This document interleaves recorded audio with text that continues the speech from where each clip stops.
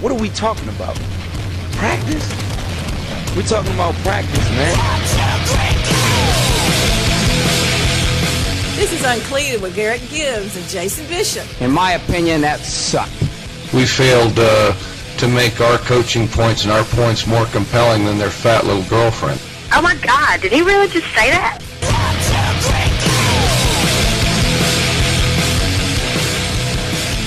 Dadgum right, he just said that. That's what we do here at Uncleated. Welcome to the inaugural edition here on the SouthernSportsEdition.com. I'm Jason Bishop along with Garrett Gibbs. We got a lot that we're going to get into today. We're going to talk Georgia, South Carolina, break down that game. We're going to give our opinion on who's going to win the SEC, and we're also going to give our opinion on who's going to win the ACC. Along for the ride, my partner in crime, Garrett Gibbs.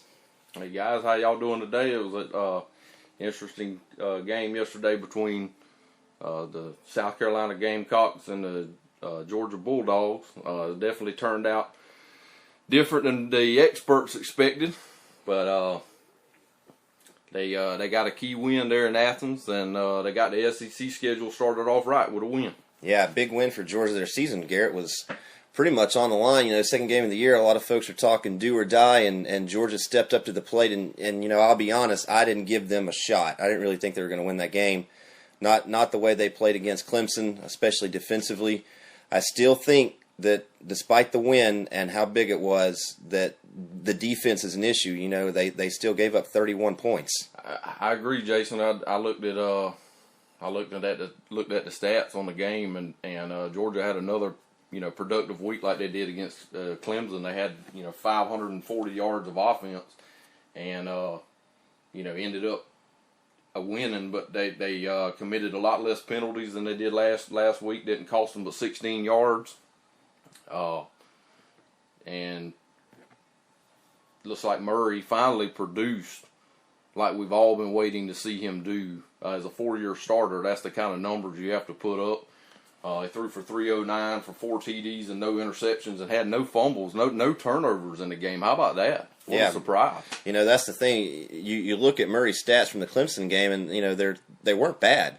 No, they weren't. They weren't bad. But the eyeball test, that's kind of what does it for me. I felt like that he made some bad reads. He held on to the football too long, and he made some bad decisions with the football. Underthrew a lot of receivers.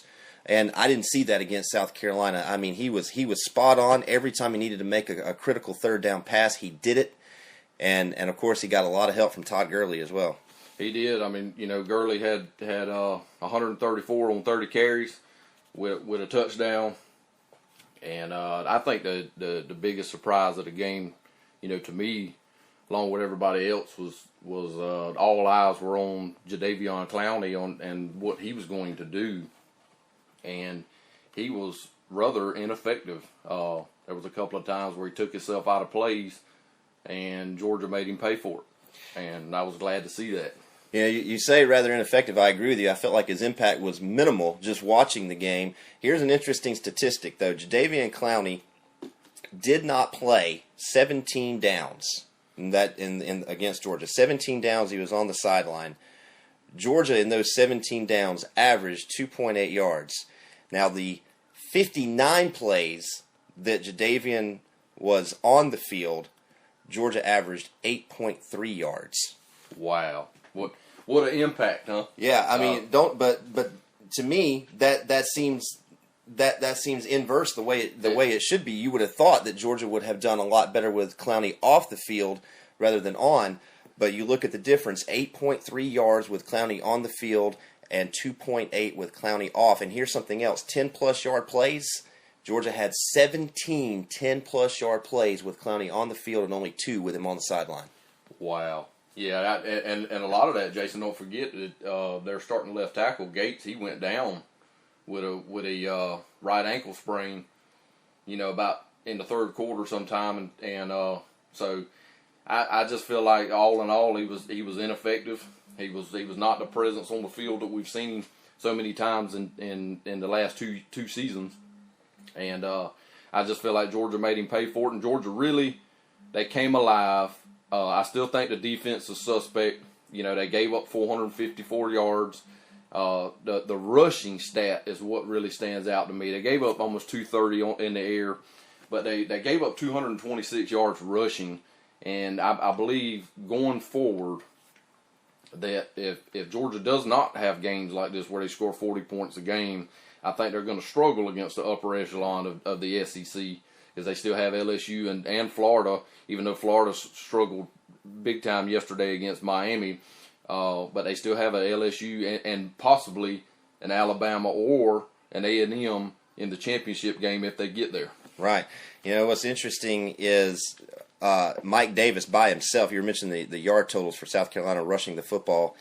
He averaged 9.3 yards a carry. He had 149 yards by himself. On 16 touches. On 16 touches. I mean, he didn't even break a sweat. Mm-mm. I mean, that's unreal. Had a touchdown. He had a 75-yard carry to add to that total. And so that was, roughly half of his total right there on one carry. And Georgia over the last 3 or 4 seasons, they've had a common trend up in Athens where they've really struggled against the running game of anybody. I mean, you look at last year when they opened up the season against Buffalo, who was a traditional running team, and that guy had 200 yards rushing. Yeah, so they've really struggled against opponents. Keeping running backs under 100 yards. Well, hopefully the defense will tighten it up and play better for the rest of the year, and Georgia will have a successful run throughout the rest of the season. And we'll see. Hopefully it does. Hey, you know what? Hey, business owners, are you tired of spending an arm and a leg on office supplies? I've got 3 words for you: Heron Document Systems. Heron Document Systems can offer the prices of the big box stores and also gives you the hometown service and support that you need and deserve. Copiers, scanners, printers, toner, paper, business cards, you name it. Heron Document Systems, they can get it done. Give Keith and his staff a call to find out how much money they can save you. 912-267-7802, 912-267-7802, or online, check them out, HeronDS.com, HeronDS.com. Garrett, coming back to the Georgia-South Carolina thing, I think that puts Georgia firmly in control of their own destiny in the conference, especially winning the ACC East, the SEC East. So let's talk about that. Is that who you're picking? Who do you got in the SEC? Well, it looks like the East. But like I said, starting to show Georgia had a key win against Carolina last night, and that definitely put them in the driver's seat. If they don't stumble against a Tennessee or a Florida, which I don't really see that happening.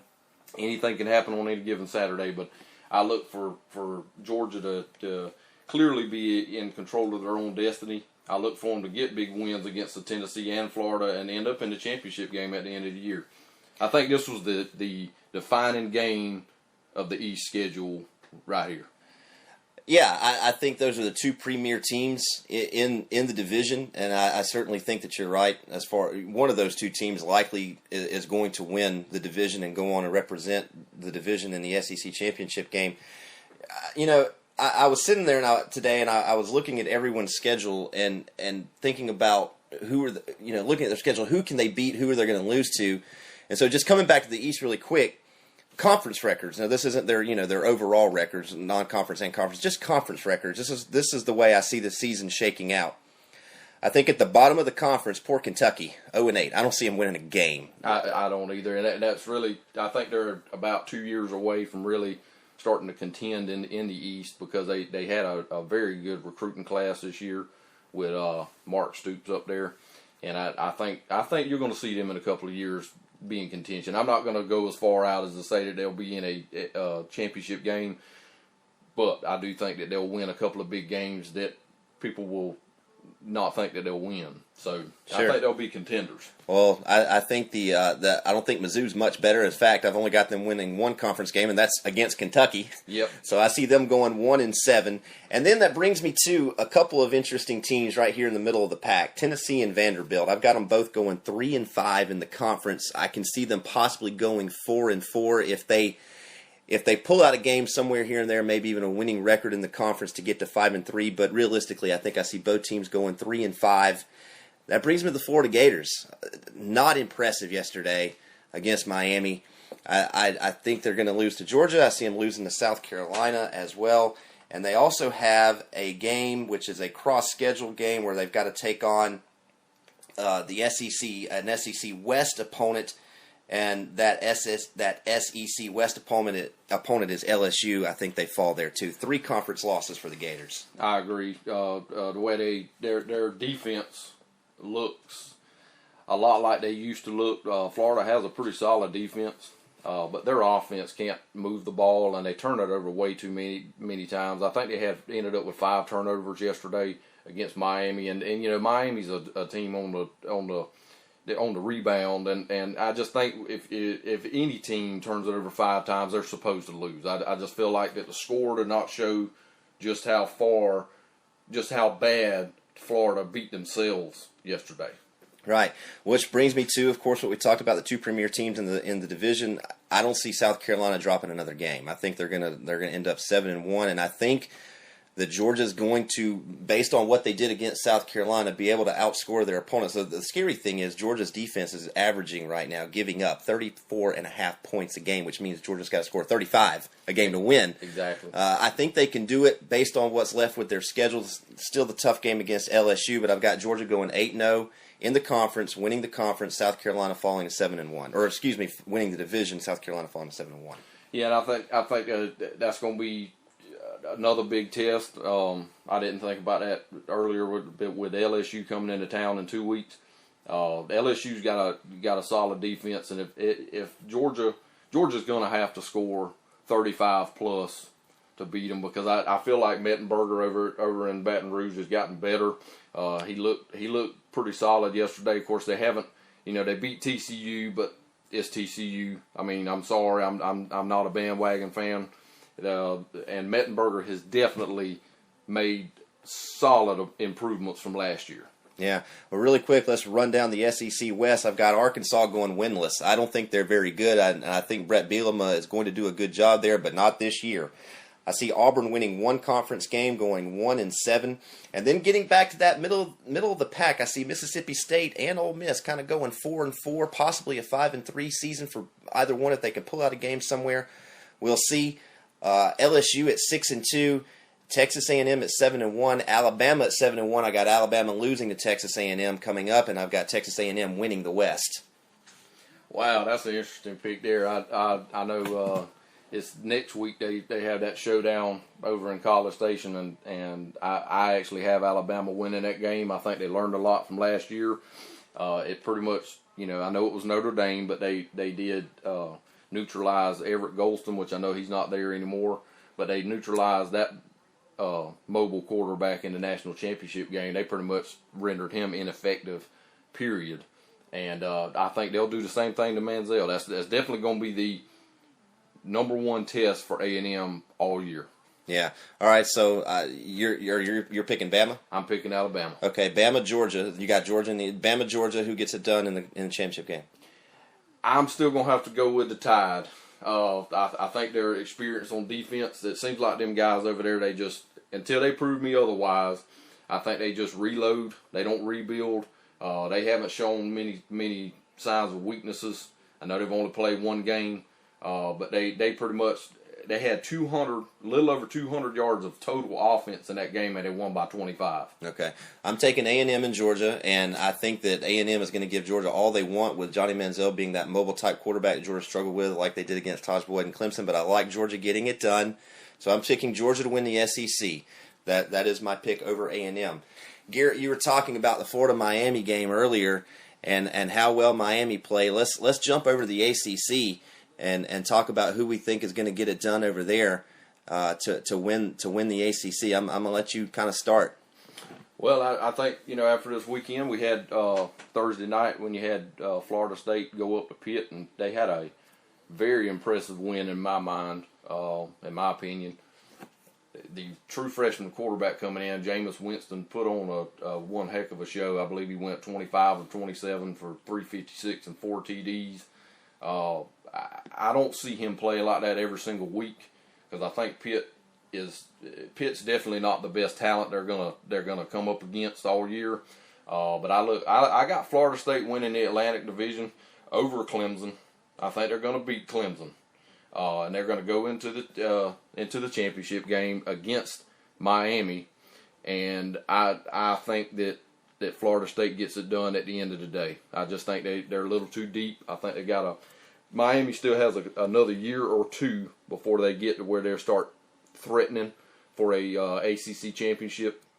And I just think Florida State's got too much for them. I think they get it done. So far the ACC has really held its own against the SEC to this point. But the way I view the ACC, I think is pretty much the way everybody views the ACC, that it's really going to determine or be determined of whoever wins the Florida State Clemson game.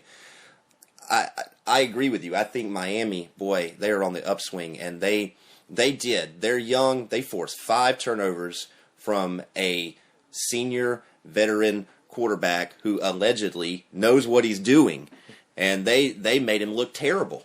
They did, Jason. I think if you look back to the old Miami teams of when they were dominating. Of course, I know they were in the Big East at the time, and there was nobody in the Big East other than Virginia Tech that even threatened to challenge them.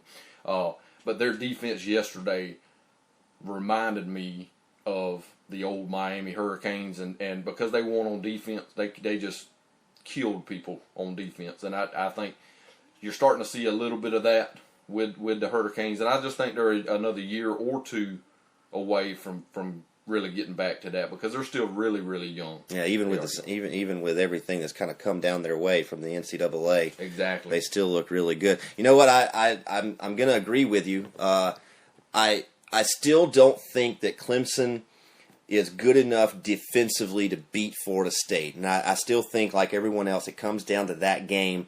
I think Miami's going to have a good run. I agree. I think they're going to be in the ACC championship game. I just don't think that Clemson has the defense, and I don't think Miami has the firepower to be able to contend with a Florida State. And the thing is, despite that, I still don't think that Florida State is a top 5 program right now in the country. And I think that's kind of a statement of where the ACC is, that how far the conference has fallen, that the team that we're picking to win it, I think will likely maybe be a top 15 team. Yeah, I think maybe at the end of the year, I look at if Florida State does go undefeated, which I think they have a good shot of doing. I see them in the top 10. Wow. Okay. I see them in the top 10. And see, and I'm gonna disagree with you here. I don't think there's any way that Florida State goes undefeated. I just think that conference just doesn't have that team that's capable of doing that, much like the SEC does, or even the Quack Attack over in the Pac-12 is far and away better. I don't think Florida State is far and away better than anybody in the conference to be able to do that. Much like what they used to be able to do in the old ACC days. Right. It was Florida State and who? Nobody. Yeah, right. I agree with you. But you did bring up an interesting fact earlier that the ACC so far is 2-1 against the SEC. How about that? Who'd have ever saw that coming? No. Again, I think Georgia Clemson, a lot of people thought it could have been a coin flip. It really was. It really was. But there's no way that Miami should have beaten the Florida team that so many people thought were better than what they showed yesterday. And don't forget, as highly touted and as highly ranked as Florida's coming in to the season, they only beat Toledo last week. It's something like, what was it, 34-6 was the final? It was 24-6. They struggled to move the ball. Yeah, they weren't overly impressive. Their offense, they have no offense. I'm sorry, but they have no offense. They turned the ball over 5 times. They should have lost 45-6 yesterday, not 21-16. Mm-hmm. Yeah. I agree, and that's Miami's fault, because Miami could not make them pay for the turnovers. Yeah. Well, I agree. So far, the senior leadership of Jeff Driscoll, of course, that's typically when you have a senior quarterback, you're supposed to be able to have a good year and move the ball offensively. So far, not the case for those Florida Gators, and I wonder if watching Driscoll play and all the terrible decisions he made, if that's going to be a recurring theme for the rest of the year, and if he's just not really that bad, just sucks. Well, I think he does. He hasn't impressed me. He runs the ball really, really well when it's open, but they just don't impress me. They have nothing other than him, and I just look for them to get beat by the upper echelon of the SEC this year. Yeah, well, that's going to do it for us. Check us out every Sunday. That's where we're going to get loaded. TheSouthernSportsEdition.com.